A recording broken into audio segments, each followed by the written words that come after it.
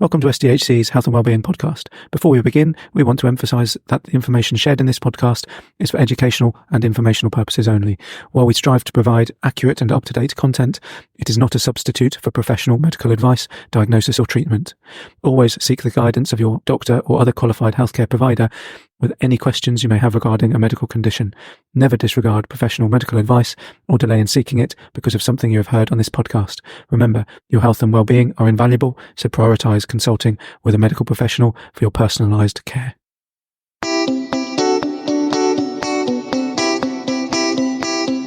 Welcome to this special episode introducing our new weight loss service at SCHC. What many people want to know is about the medications we use. Of course, that is a small part of the holistic service we offer, but there are some important questions to cover on this topic, which we'll try to do today.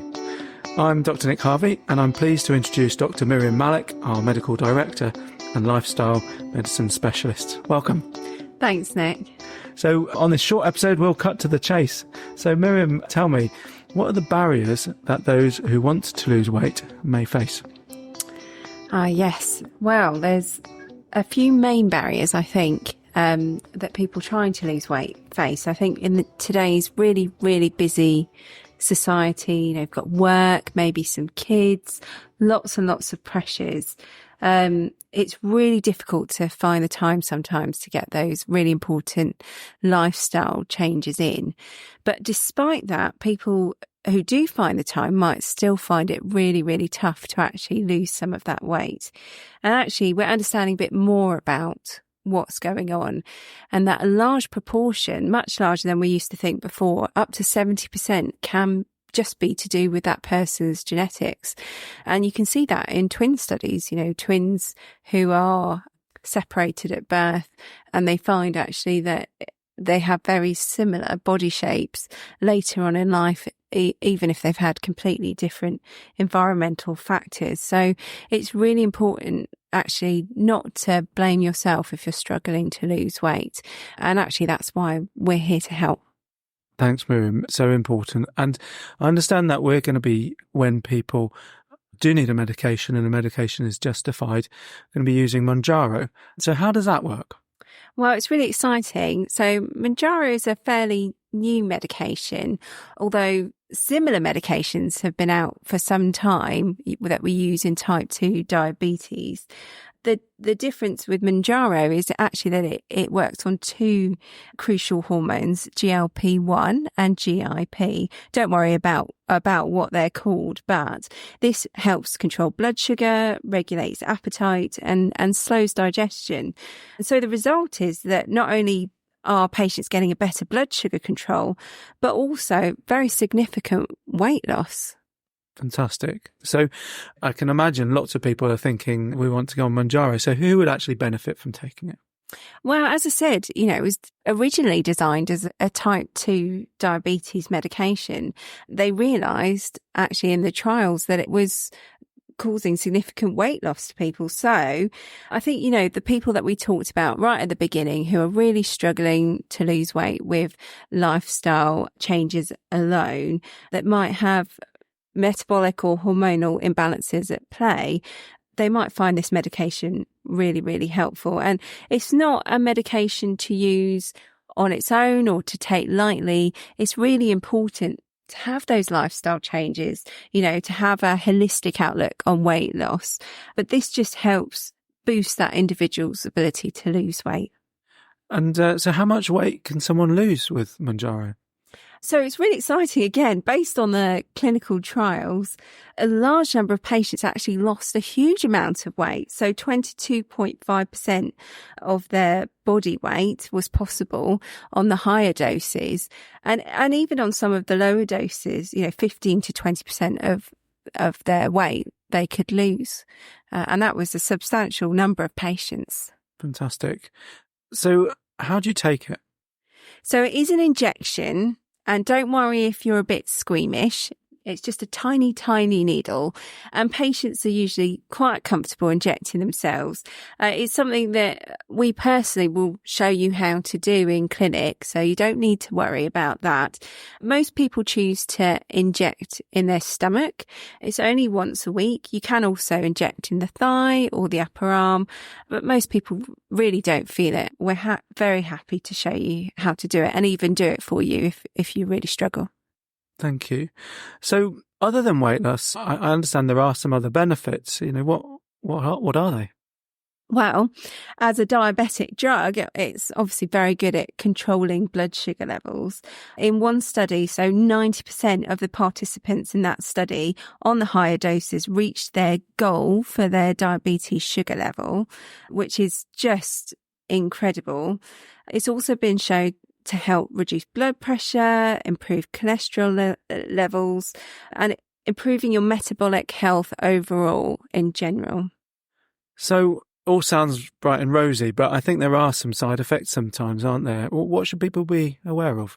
Of course. Well, the most common side effects, nausea, diarrhea, and constipation.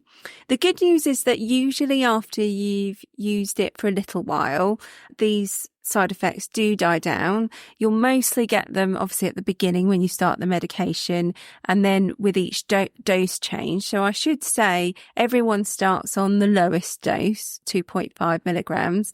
And we do that. That's what's recommended to prevent those side effects. Not everyone has to go up to the highest dose. It's very much an individually tailored thing. And we'll do it based on what's best for you and what side effects you're having. To be honest, most of the people that have been on the medication that I've experienced haven't had significant side effects.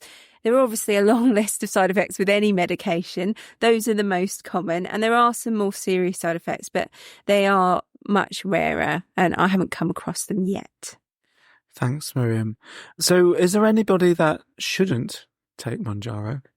Yes, so as with any medication, again, there are contraindications to some medications, and it's very important that we do a thorough background check, if you like, to understand what our patients, what conditions they've had in the past and what's best for them. We certainly wouldn't start any medications without making sure that it was as safe as possible for our patients. If you're pregnant or breastfeeding, unfortunately, it's a no-no. There are a few conditions that are up in the air at the moment, such as medullary thyroid cancer, etc., where they used to think that was a contraindication, but it's not 100% clear anymore about that. But we will do a thorough check. If you are allergic to any of the ingredients, of course, then you wouldn't be able to have it. Sure. So it's actually quite applicable to the vast majority of people. Yes, yeah. We've been talking a lot about Mounjaro, and you mentioned at the start that there are alternatives. So what sets Mounjaro apart from its competitors, really? Yeah, so I briefly mentioned at the beginning that this one acts on two hormone receptors. The ones that have been around, like Ozempic, Wegovy. Ozempic's actually not licensed for weight loss, like Wegovy and Mounjaro. Ozempic and Wegovy only acted on the GLP-1 receptor, so only one of the receptors. And actually, on acting on both these receptors, they found that there is a much better weight loss result. So 12% more on average weight loss with Mounjaro than the other medications I mentioned. And actually, as we learn more about it, we're realising that the side effects are a lot less as well. Fantastic. So we're coming to the end of our special podcast with one important question. How can someone get started with Mounjaro if they're interested? Well, to start off, you need to speak to someone that prescribes it. It is a bit tricky to get on the NHS at the moment. Different areas have different guidelines, so I can't comment specifically on that. But certainly we are offering it where we are. There's lots of online providers, but always be careful, always check that they have doctors or reputable prescribers there. You can definitely inquire with us on our website. There's a form that you can fill out with the questionnaire, the rather thorough questionnaire, that you can fill out, and that will come to us, and we'll be able to assess then whether or not it's something that is appropriate for you. Thanks, Miriam. So feels talking to you now that the take-home message is that Mounjaro can be really transformative for people and a fantastic medication for the vast majority.